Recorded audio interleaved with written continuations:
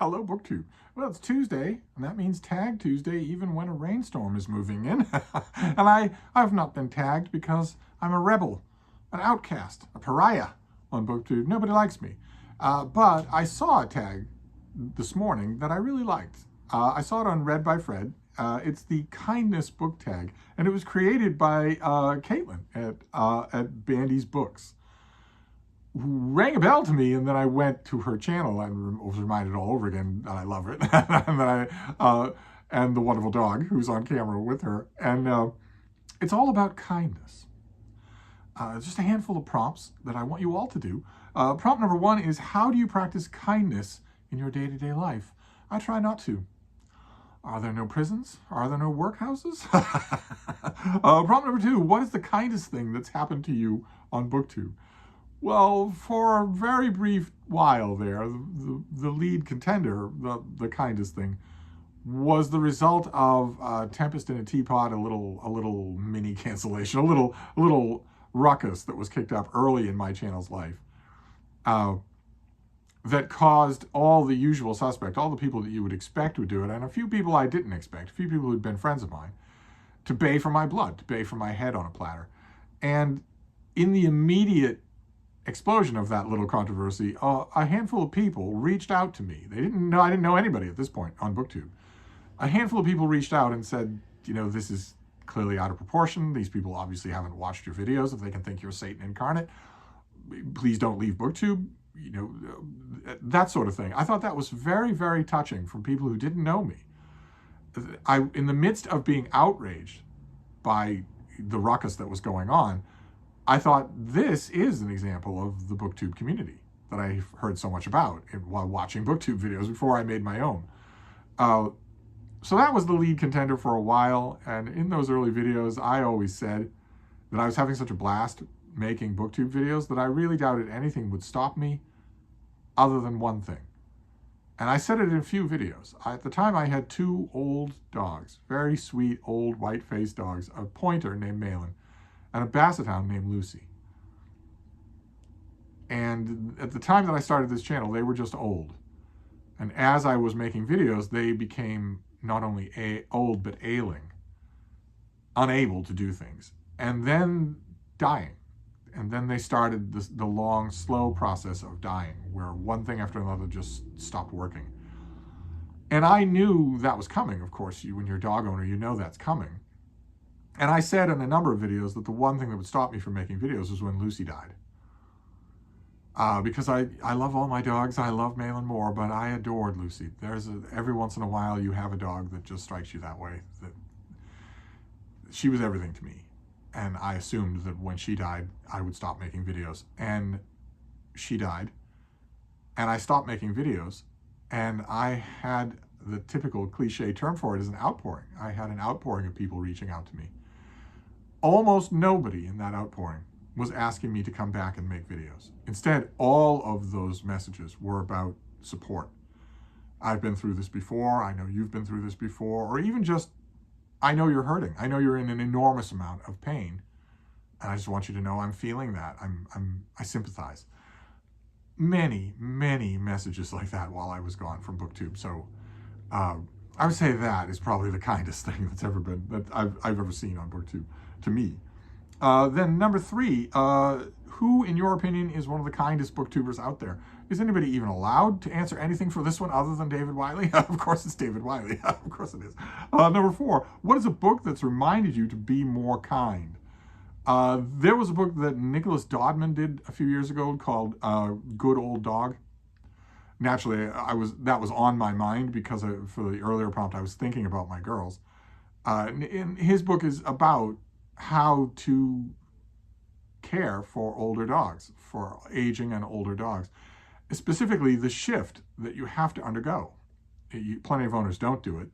They come right against that shift, realize what the shift is, and their decision to not wanting to make that shift is to dump their old friend off at the pound, where they're suddenly going to be, last night they were on a couch or on your bed and got food at a regular time, and they knew when the sun was going to hit the floor, and they knew when you were going to come and go, and they were very happy about all that. And then tonight, they're on a concrete floor with a chain link fence in front of them and howl terrified screams all around them all day and all night, being tended to rudely by strangers. But if you don't do that, if you're not a monster, then at some point you shift from being your dog's, first you're their guardian, right? First you're their parent. Then you're their friend.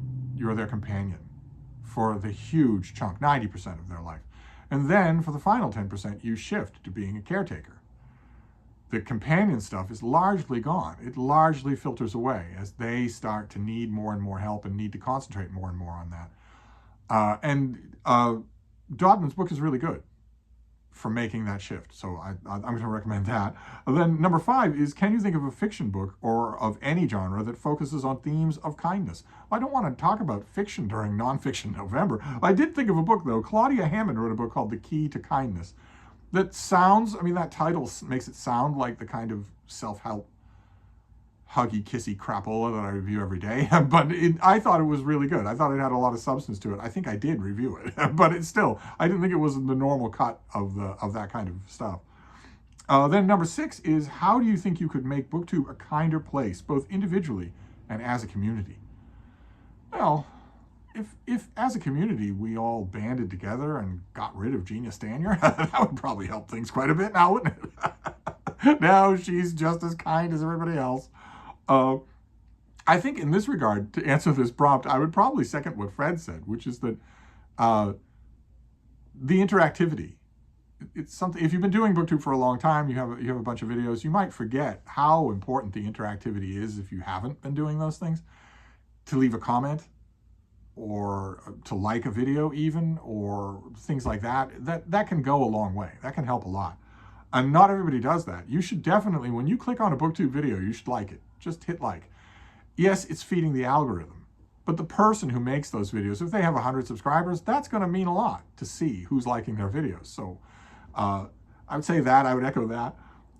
Then prompt number 7 is, say some kind words about one of your favorite BookTube channels. I'll leave a link. I'm thinking here about Greg at Telltale Books. Very soft-spoken, very knowledgeable about the books that he holds up, science fiction and fantasy, quite a bit of them. Really, a really good low-key channel to do. Very, not at all abrasive or in your face. Look at the time. Then prompt number 8 is, share a new small BookTube channel. Gladly. I have a channel to recommend called Honeybee Reads.